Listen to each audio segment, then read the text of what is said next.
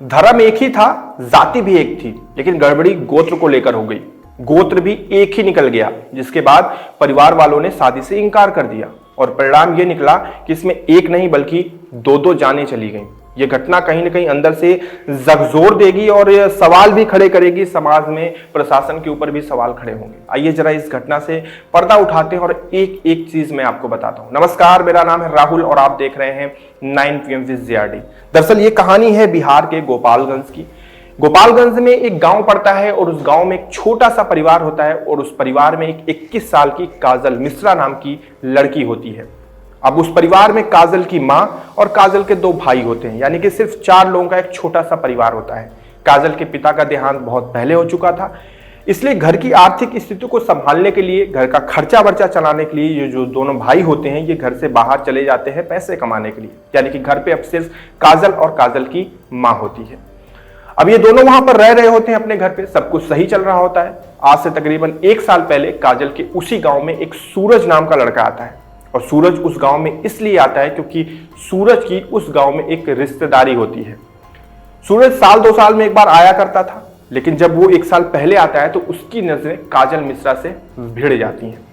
काजल और सूरज के बीच में जो नजरें भिड़ती हैं ये तुरंत प्रेम प्रसंग और दोस्ती में तब्दील हो जाता है। दोनों एक दूसरे पे नंबर एक्सचेंज करते हैं और फोन कॉल्स पे बातें भी इनकी शुरू हो जाती हैं। बातें लंबी लंबी चलती हैं। अब घर पे सिर्फ काजल और काजल की मां थी, तो थोड़े वक्त बाद काजल की मां को यह चीज पता चल जाती है कि काजल किसी लड़के से बात कर रही है। काजल की मां इस चीज का विरोध करती है, तो काजल कहती है कि मां परेशान मत हो, सामने वाला जो शख्स है ना सूरज जो है उसने शादी के लिए बोल रखा है, हम लोग सेम कास्ट सेम रिलीजन से हैं, हमारी धर्म भी एक ही है और जाति भी एक ही है। अब इस बात पे कहीं ना कहीं सूरज की जो काजल की मां होती है उसे भी सही लगता है कि यार अगर बिटिया का घर बस जाए सही जगह पे और लड़के को वो पहले से जानती है तो फिर इससे बेहतर और क्या होगा। यही चीज सोचकर थोड़े समय बाद लड़की की मां काजल का रिश्ते का प्रस्ताव लेकर लड़के के घर जाती है और बताती है सारा इतिहास भूगोल के इनके बीच में पिछले कई महीनों से प्रेम प्रसंग चल रहा है और मुझे लगता है कि इस रिश्ते को स्वीकार करके आगे कर देना चाहिए और इनके बीच में शादी करवा देनी चाहिए। लेकिन जो सूरज के पिता होते हैं जिनका नाम हरेंद्र मिश्रा होता है वो इस रिश्ते के सख्त विरोध में चले जाते हैं। वो बोलते हैं कि हमारा गोत्र सेम है इसलिए शादी नहीं हो सकती है। अब कहीं ना कहीं काजल और काजल की मां इस जिद पे आने लगते हैं कि भैया शादी तो करनी पड़ेगी, पिछले 1 साल से इनका अफेयर चल रहा है।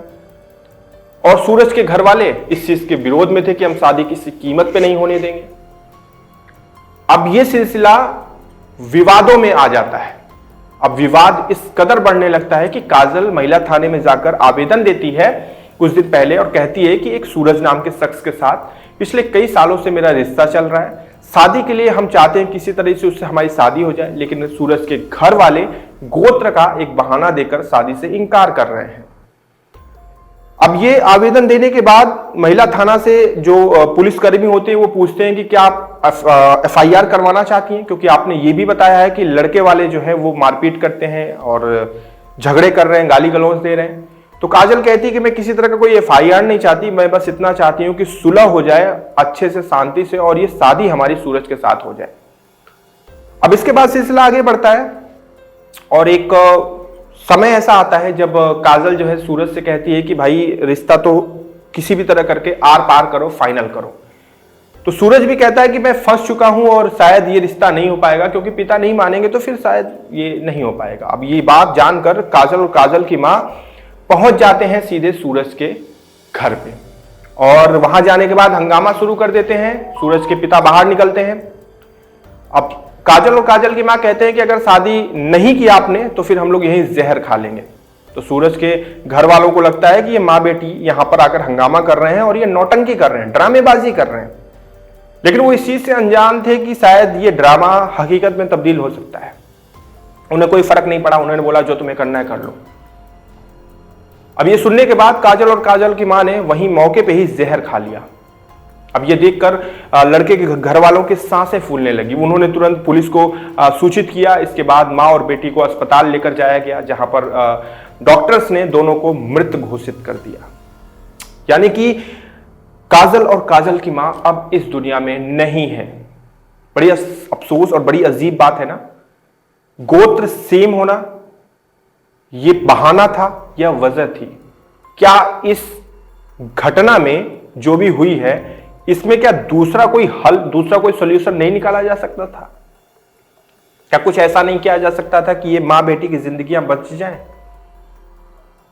मुझे लगा कि ये घटना मैं आपके साथ साझा करूं और आपके पॉइंट ऑफ व्यू जानूं कि क्या कोई दूसरा इसमें उपाय निकाला जा सकता था और इसका ज्यादा जिम्मेदार कौन है, लड़के वाले या फिर लड़की वाले?